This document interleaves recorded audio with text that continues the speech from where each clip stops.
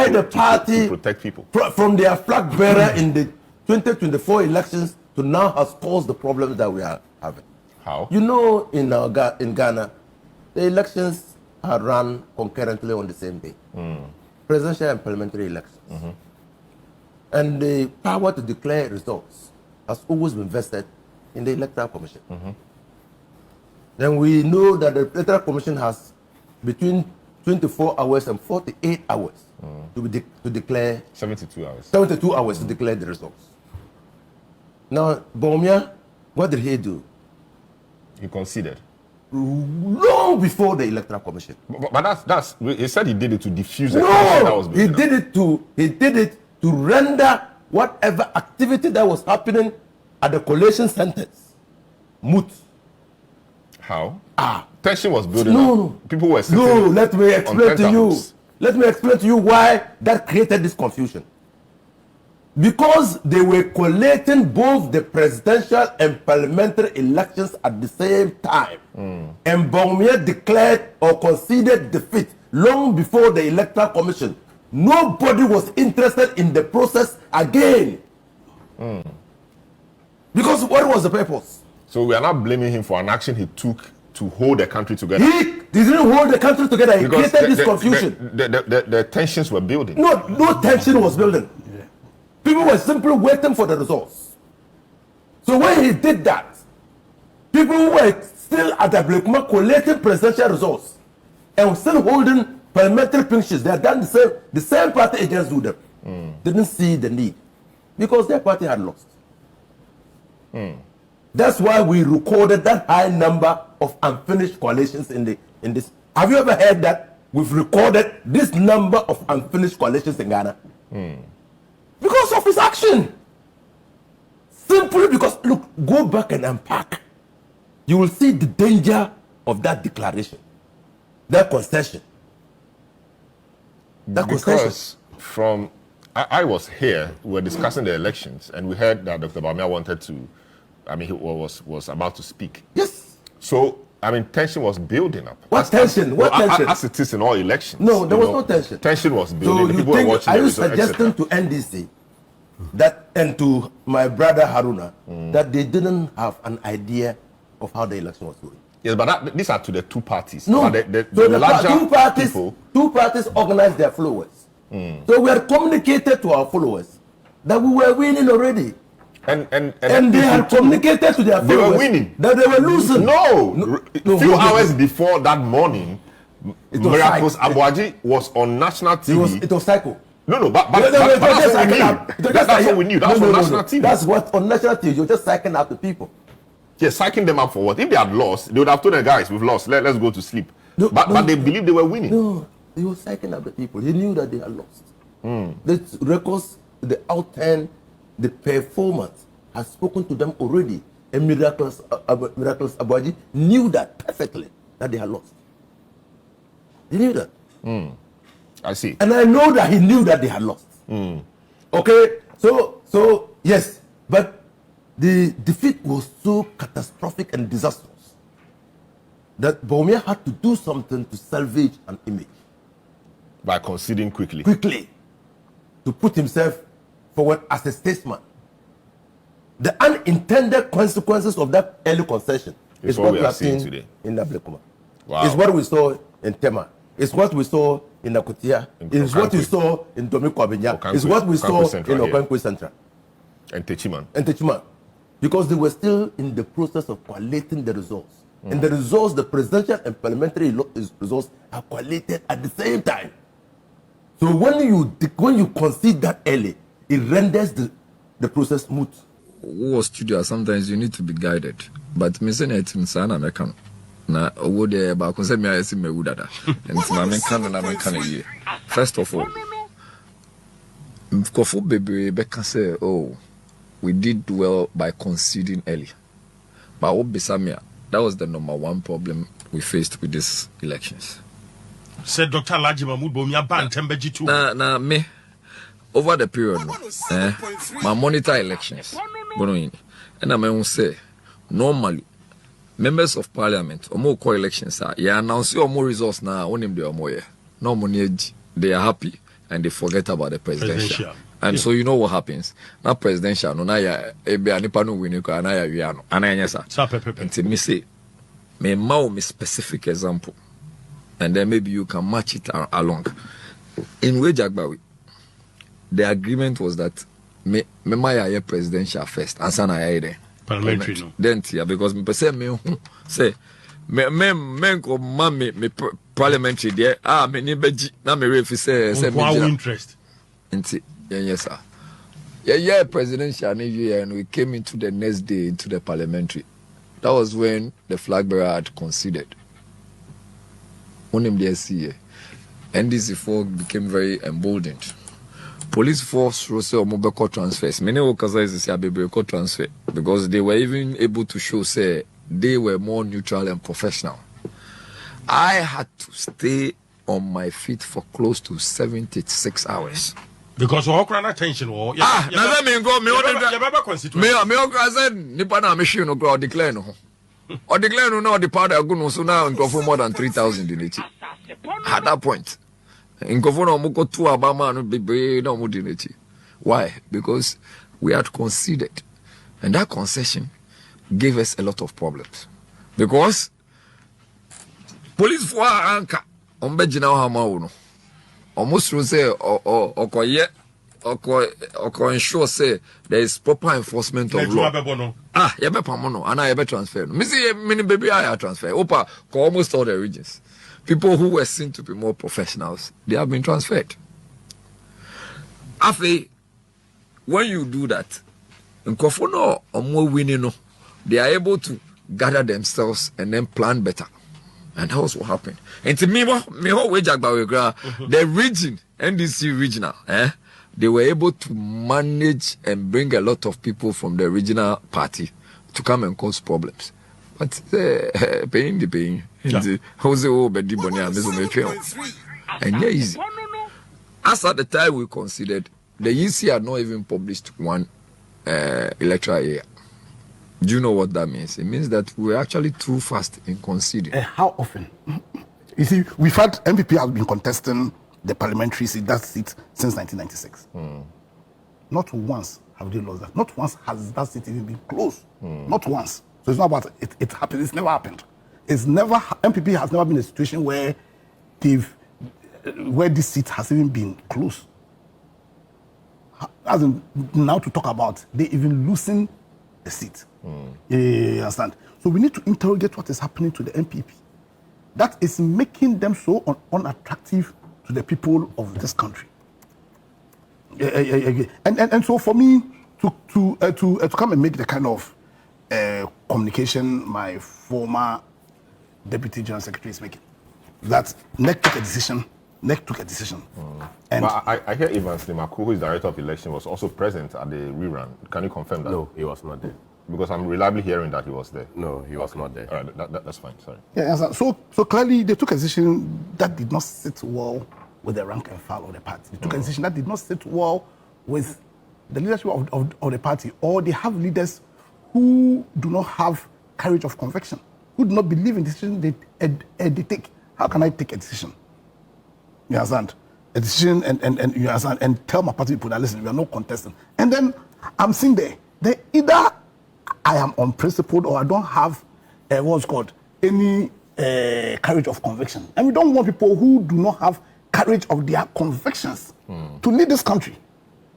We don't have, where we are as a country, we don't want to put all these powers into the hands of a person, of people who do not have any courage of conviction. Because right now, over the past 8 years and with how things are happening, you recall that we raised issues when Nanado appointed people who were perceived to be NPP supporters onto the EC. What did NPP as a political party say about that? Because NPP as a political party is not the same as the bearer of executive power. You understand? What did NPP as a political party say about that? Or because that decision, they felt that decision inured to their benefit, they didn't say anything wrong. We saw so many electoral infractions pre and during elections. A lot. I remember all the issues that were raised leading up to all those by elections and the last year's election itself, what was the position of the New Patriotic Party? Is it that their position will flip depending on how they perceive that decision to inure to their benefit? Is that what drives them? Because you have a situation where the NDC were complaining about 37 polling results. They were complaining about 3. They went to a meeting and the EC came with a decision.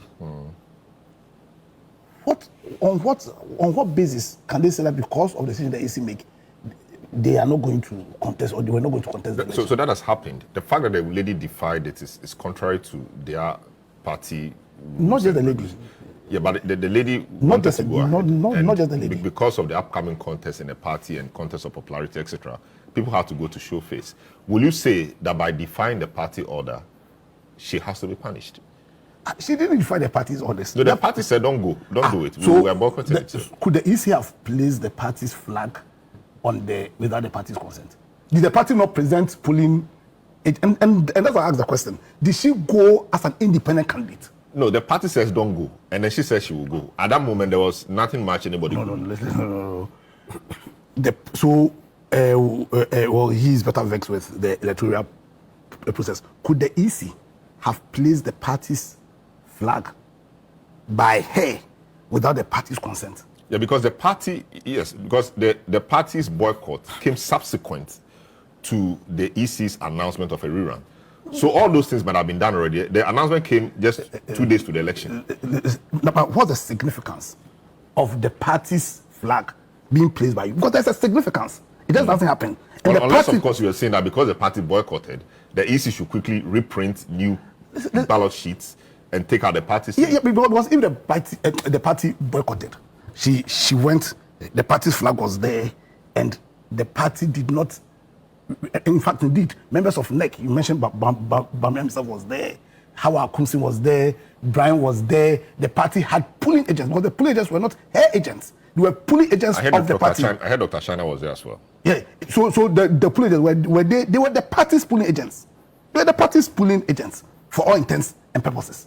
She was not an independent candidate. She didn't contest the 19 polling states as an independent candidate. She was the candidate sponsored by the. So what's your point? Your point is that. My point is that she contested on the ticket of the party. So the party didn't boycott. No, but how should the party boycott? The general secretary, who is the chief administrator of the party, announced that they were boycotting, and that should be enough. We don't know whether they followed it with a letter to the EC. We don't know, but that should be enough. EC.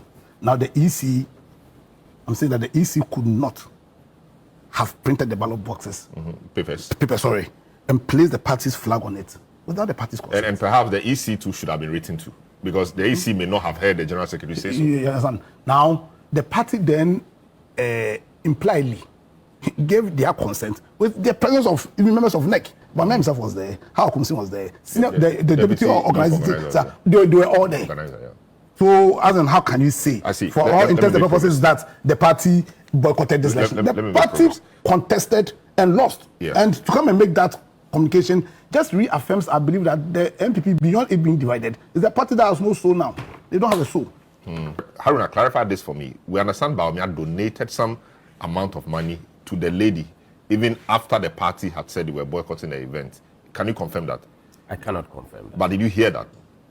No, I did not hear. You did not hear that some money was donated to the lady? I saw things on Facebook and on social media, which I cannot confirm. You cannot confirm, because we have official communications. Okay, but if Bawumia is going to donate to the lady, would the party be necessarily informed? I don't know.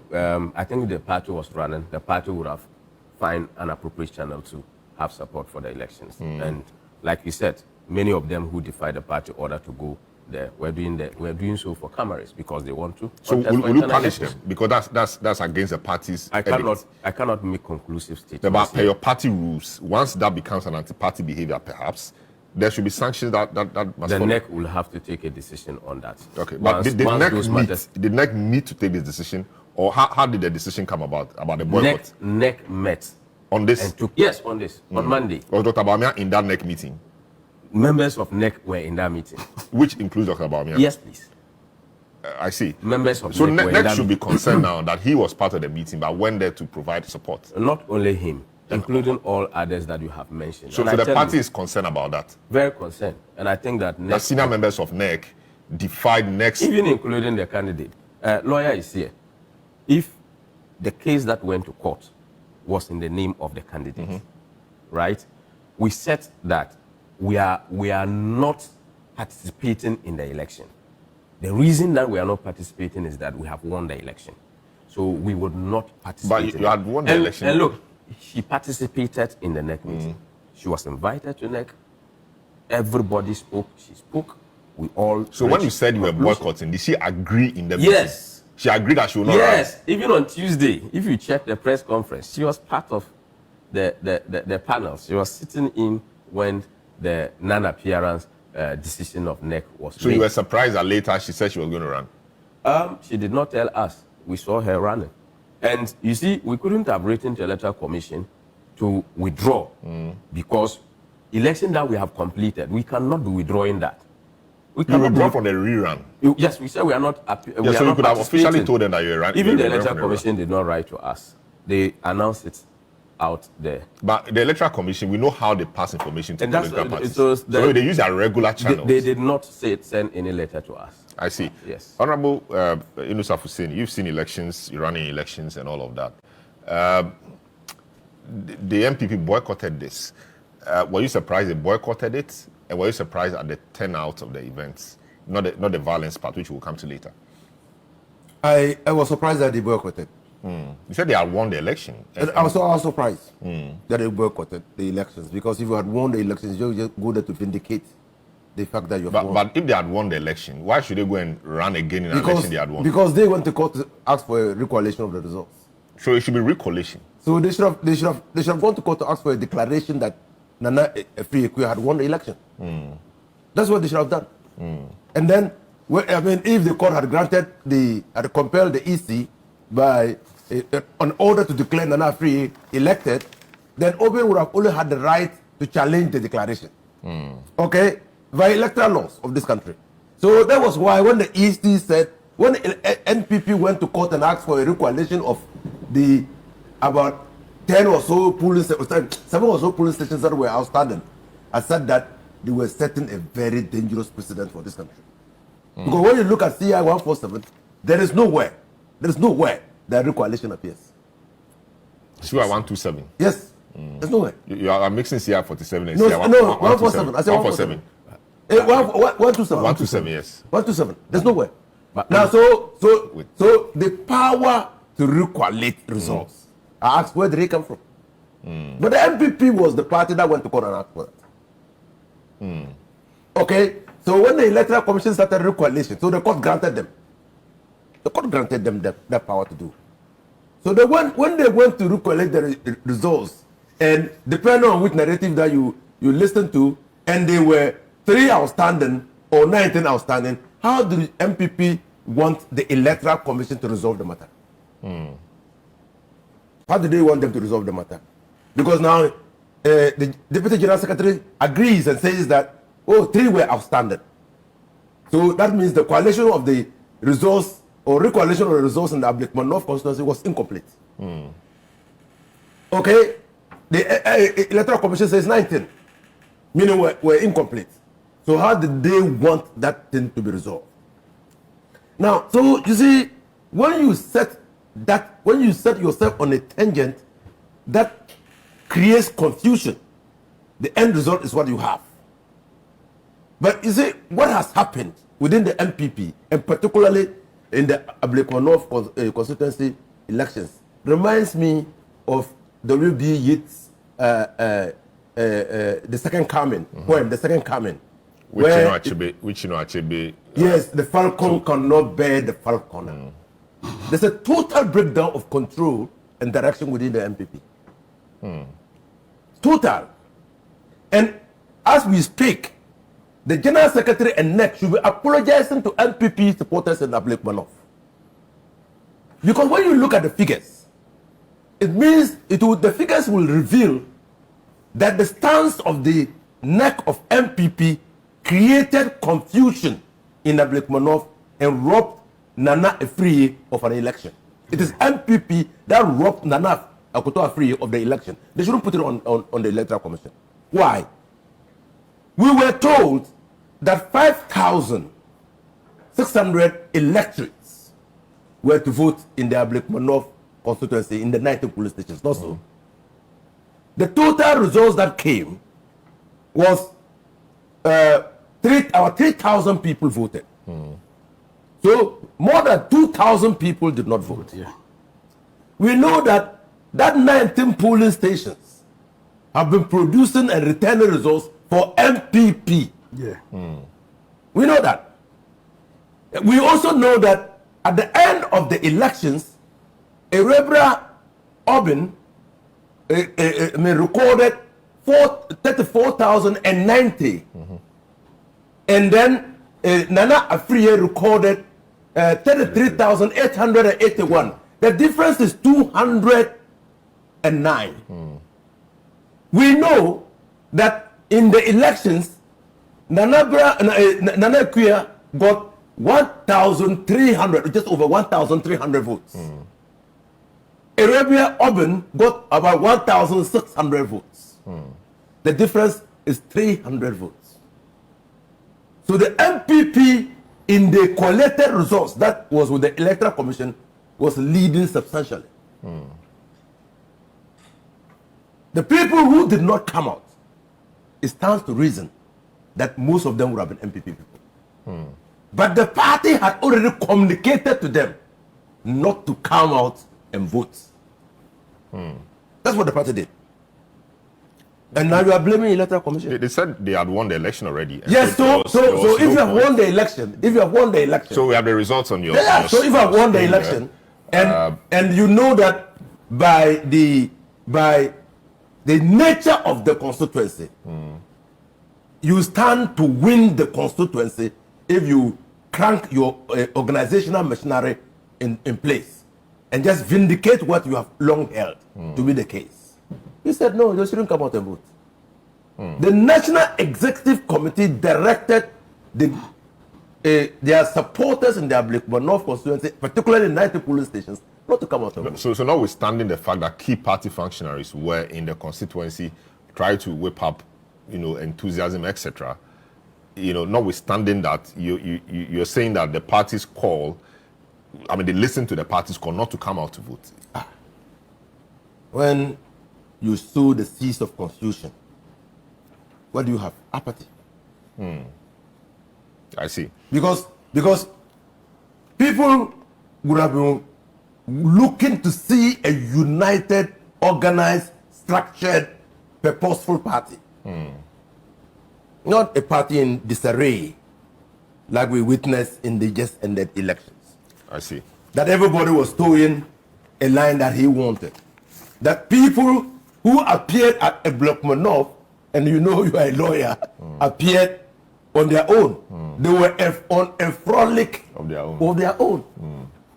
They had no cover or protection whatsoever. I'm just surprised that Howard Kumson exposed herself to that.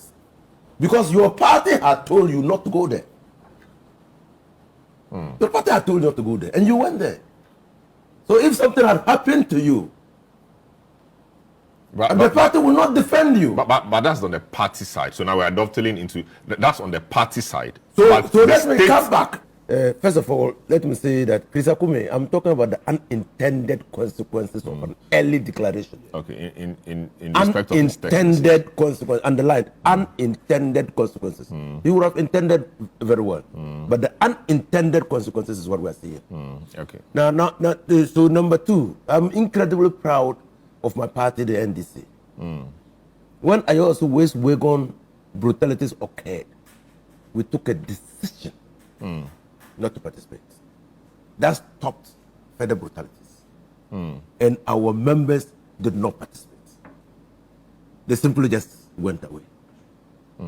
Okay, so you wouldn't see a failure to obey even that principled defiance that Boachi Donko is talking about, Apia Donko is talking about, did not come to us. Our candidate simply retired, and our people went home because we were shocked at the level of brutalities. And so we said, no, we don't need to expose our people to further brutalities.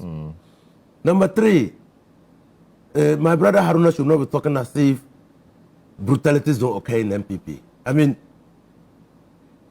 my brother the flag bearer of the movement for change, left NPP precisely because of the level of brutalities meted against his supporters. Precisely because of that. Precisely because of that. In Neleligo, his agent. That was not his supporter. That was his agent. That was his agent. And the party didn't make any statement. A statement. It was agent Awaniwale. Agent. And then what did he do? He simply asked that somebody who was otherwise too close to the voting center ought not to be there. Yeah. Even the showdown. Yes. Why they can't say showdown? Yeah. So you see, so don't create a picture as if, and we all condemn it. I have taken part. Let me tell you my personal story. In 2008, Zobile, he knows Zobile, predominantly MPP. I went there to supervise elections. I saw youth, the children under 18 voting. I complained. Why was I complaining? Not because they were voting, because I don't know who they were voting for. But I said that what they were allowing at that polling station was already exposing that children to wrongdoing and to become part of their culture because they see nothing wrong with engaging in that activity. I was slapped. I was slapped by an MPP agent. He turned out to be my distant relative from Yohane, but he slapped me. Wow. So I'm the last person. I'll be the last person to endorse violence because I've experienced it myself. I was slapped for just saying that we were exposing our children to moral corruption, and I was slapped. So I'll be the last person. Let's all agree that there is a regime, a fundamental regime and consensus that we have all accepted that should regulate elections. That if you have that, it's not for nothing that elections are conducted by law.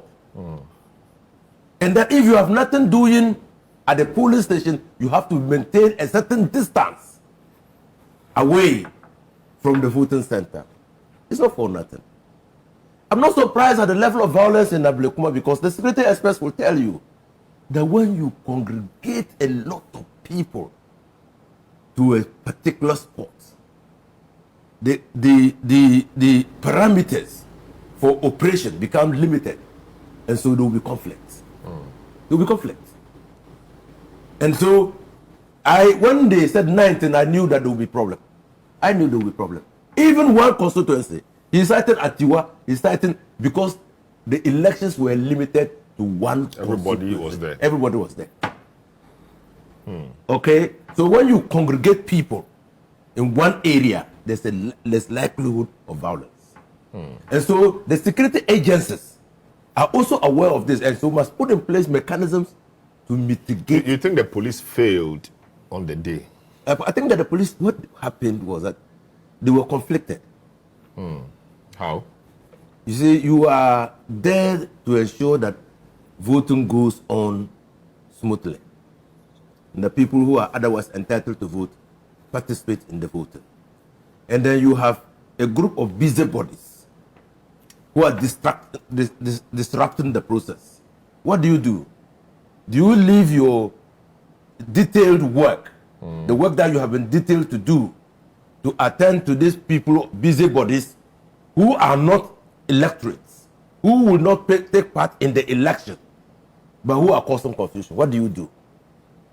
I think they were conflicted, and they should find a way to remove themselves from that conflict. They were seriously conflicted. Because those people who we saw running around were not voters. They were not voters. They were not taking part in the election. They came in groups. In groups. And so when you see them coming, you know these guys are up to something. Yeah. And they just went through the police people like that and started chasing a target. Yes. And then you saw that they were not even interested in what was happening at the voting center. They were not interested. They were just interested in persons. So clearly, if I'm detailed to ensure that there's voting going on and a group of hoodlums or people attack their station or attack each other close to the station, what do? Do I abandon my post and go and have that thing brought under control, what do I do? Really, what do I do? But in their professional sense, they should know what to But do. I don't know. I'm not a professional police, but I'm just saying that looking at what happened, I see conflict. I see conflict seriously, and all of us expected, and because it's a general duty of police No, you to see, protect life and Honorable, property. it's just like saying that a police has been detailed to protect a house, and somebody is passing and killing another person he meets on the road.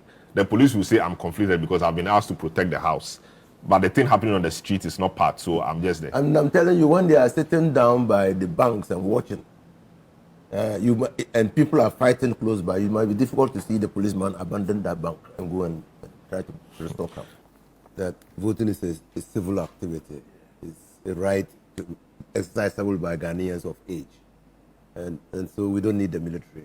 We have come a very long way in our democratic journey. And so what the police should do is to stand their ground and ensure that the proper things are done at the polling station. And we have made a lot of progress. When we started this journey in 1992, people could easily access the voting centers.